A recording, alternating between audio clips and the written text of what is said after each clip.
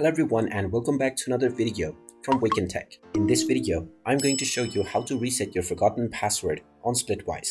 So let's get started right away. First of all, open up the Splitwise application on your device and then tap on the login button to proceed with resetting your password. Now, in order to reset your password, you will need to tap on the forgot your password button. So go ahead and tap on it and you will be asked to enter either your phone number or your email address. Choose whichever option you prefer, and then type in either your phone number or your email address. You can then tap on I'm not a robot to verify your identity, and you will need to solve a CAPTCHA. Once the test is completed, tap on the reset password button and you will be asked to check your inbox. So check the inbox of the email that you used while opening up your account for Splitwise, and you will see the link that you can tap on in order to reset your password. Go ahead and tap on this link and this will redirect you into the Splitwise application, and you will be able to enter your desired new password.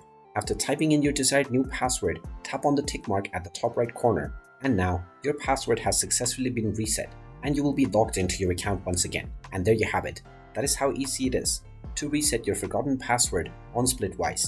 If you find this video helpful, make sure you hit that like button and subscribe to our channel if you haven't done so already.